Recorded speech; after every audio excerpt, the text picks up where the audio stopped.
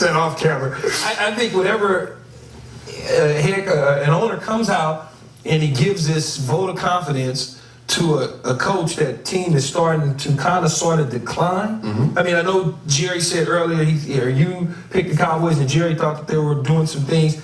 I just think that it's bigger than Jason Garrett right now. It's the defensive side of the football as well as Rob Ryan. Nobody's talking about that, though. People are kind of like just saying, it's Jason, the timeouts, the problems at the end of the game against the New England Patriots. But late in the fourth quarter, the balls are being turned back over to the offense.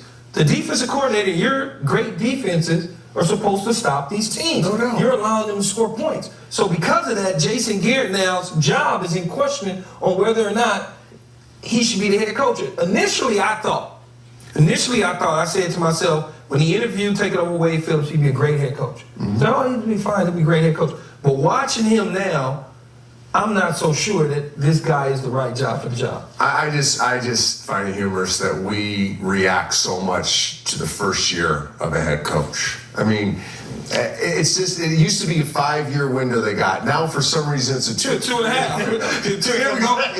Witness. I just tell it's here. I've been saying it.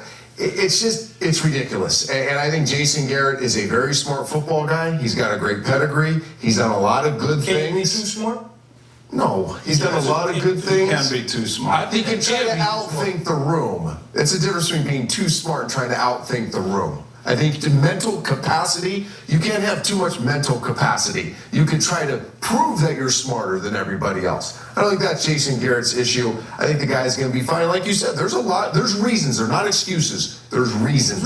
They're old. They're long in the tooth. They've struggled on defense. Yeah, when the owner just come out and try to give the coach a vote of confidence like that, watch out. The horns should go up. And I think with Jason Garrett, his job is in jeopardy right now. And so many bad calls, so many mistakes, and I think it might end up costing him his job, just like Todd. I was going to say, I wish somebody would have given me a vote of confidence, whether it's real or not.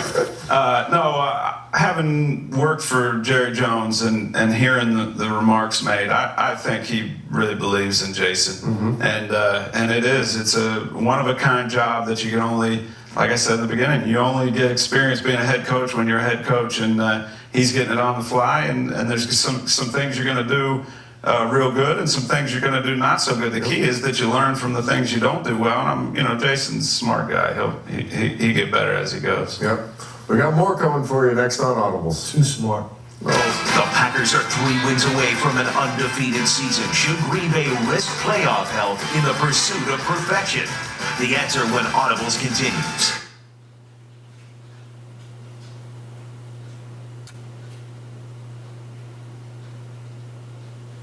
The All-State BCS National Championship game. ESPN. The BCS lives here. Rudy can't read it. Sunday NFL Countdown, now 3 hours every Sunday, starting at 10 a.m. Eastern Time. Join me, Boomer, and the whole gang as we get you ready for some football on Sundays. Okay, here's a question. We're going to start off out. Do you think Jennings' injury changed the minds of the Packers players to pursue to perfection?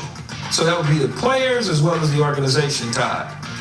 No, I think they're going out there to play to win every week, and that's what they've been doing. I don't think they'll change that. And like we said, the quarterback will overcome most of those liabilities.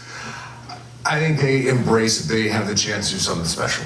I think more than anything else, this is a team that has kind of faced the fire with everything that's come up, and they see that they have a chance for 19-0. And I think they're embracing that. I think they're going to attack it. I think they're going full throttle to the end. I've never been on a team. It started a year, obviously, but I've never been on a team that has gotten to this point where we were 13-0, 14-0, and start talking about it. But I'm thinking as a player, you just want to get off the field healthy. You want to get a nice, lead, whatever it is, 17-point lead at some point in time. And then there's a handful of players that you start to pick from. You say, Jerry, you're done. I'm not coming out. But you want the numbers, though. You're the guy in the preseason. They're trying to get you out of the game. I don't want to come out. I wouldn't come out. I wouldn't come out with those guys that you would take out. Guys, how can you tell a dog that he can't hunt anymore? That's the bottom line. They're gonna try to win this. They want to go for perfection, and I think they have the team to do it. So you got to turn your dogs loose. Yeah, and you even see some games that they're way up in. They're not taking guys out, even when. I don't think that they should. I mean, guys, they should go for 16-0. I mean, you're right there. You're there now. Just get up 17, 21, whatever it is, and then at that point you start to look for guys like Aaron Rodgers. Late in the fourth quarter, you just pull him out. A couple receivers, maybe some defensive players. But you want to get that lead. Not the big uglies. You keep the big uglies in there forever, right? You just let the big uglies fight it out the entire time. Just take the pretty guys out. It doesn't really matter. Statistically, I got my numbers. I'm